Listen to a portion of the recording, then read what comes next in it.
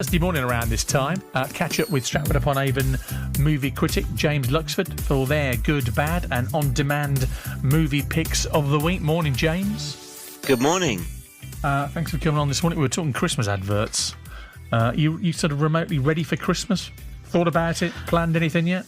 I've just sort of, I think I've accepted it at this point that, you know, I used to be that person that they've got the decorations up already. I mean, I think I've just sort of, it's easier if you go with the flow that almost the day after Halloween, the decorations are up.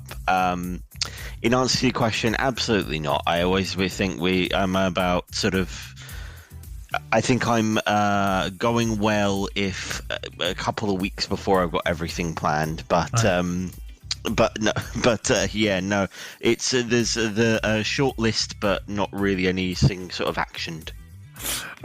You and me both, if that gives you any solace. James has a good movie, which he recommends, a bad movie, which he would say that we could, avoid, and then an on-demand pick, which hopefully we can all access from various streaming services we might have at home. So, James, your good pick for us this week, please. My good this week is Wakanda Forever in cinemas Friday. It's a sequel to Black Panther, where the Kingdom of Wakanda attempts to fend off new threats while still mourning the death of their king. They have lost their protector. Now is our time to strike.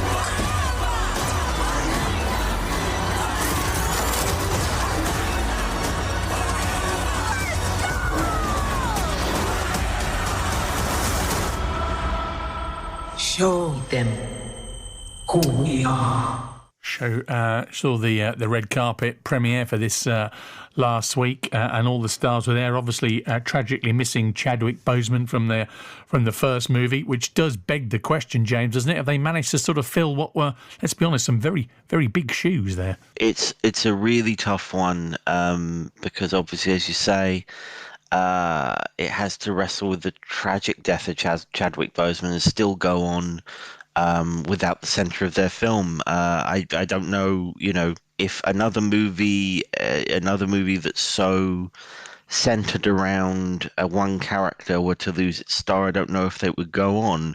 The Fast and Furious movies obviously had an ensemble when Paul Walker passed away, but it's the Marvel Universe, and it exists in a larger spectrum, and has to happen. And I think, given the circumstances, it's a very entertaining film. It's not without its problems. It's a little long. There's a lot of subplots bumping into each other, but I think there are some terrific performances in there.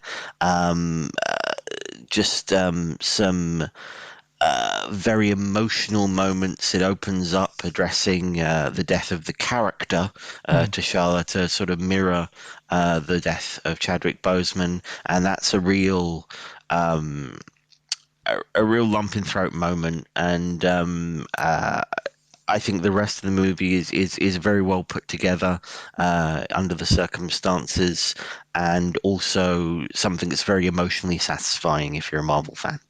Black Panther, Wakanda Forever in cinemas across Coventry and Warwickshire from tomorrow. That's the good. What about the bad, James? My bad this week is Pray for the Devil in cinemas now. It's a horror movie about a nun who trains as an exorcist and finds herself fighting for the soul of a young girl. My mother struggled with depression. Annie, honey, can I come in? But even as a child, I knew it was Annie, open the door, please. more. Let me in, Annie! Let me in! My mother talked about hearing that voice inside. She said the voice didn't really want her. It wanted me. Is this an attempt to do sort of an exorcist for 2022? Absolutely. The Exorcist was such a influential film. It inspired a generation of horror movies. I think this sort of tries to directly copy it, to be honest, in quite a cliche way. It was quite so derivative of that film, and even the ones that came after it, you can almost predict what's going to happen next. And yeah, there just wasn't enough there for me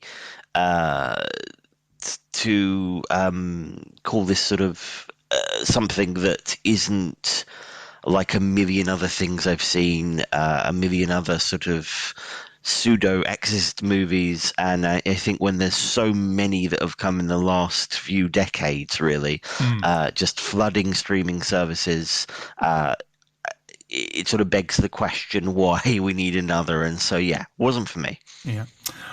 It's on now at cinemas up and down Coventry. Watch a Pray for the Devil. That brings us to your on-demand pick, something we can all watch on streaming services at home. What have you gone for here, James? My on-demand is See How They Run on Disney Plus now. Sam Rockwell and Saoirse Ronan play detectives investigating a murder in London's West End. Victim's name is Leo Kopernik, sir. Seems he was killed in the costume store.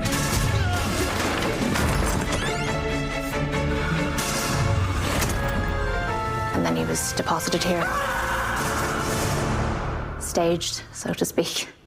I do love Saoirse Ronan. Very good. Don't know this movie, though. Tell me a bit more about this. Is set in the 1950s during the real-life production of The Mousetrap, and it's a fictional story set in that world, but features people like Agatha Christie,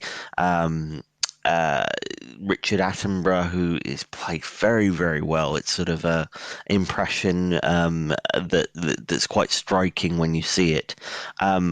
Think sort of Knives Out with a sort of 50s British sort of twist to it, and for me it's all about Sam Rockwell and Saoirse Ronan. I'm a big fan as well, and they make such a great duo. If you remember Knives Out, with it was Daniel Craig really that was the reason for buying your ticket, and it was almost just as much fun just observing the character as it was working out the mystery. That's the same here. I could do with a trilogy of movies with those two solving crimes, and it's just a very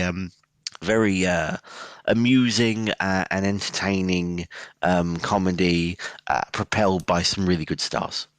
See How They Run on Disney Plus now, if you want to catch that over the weekend. James, thank you so much. Hopefully you can put off the Christmas shopping another week, and we'll speak again next Thursday morning.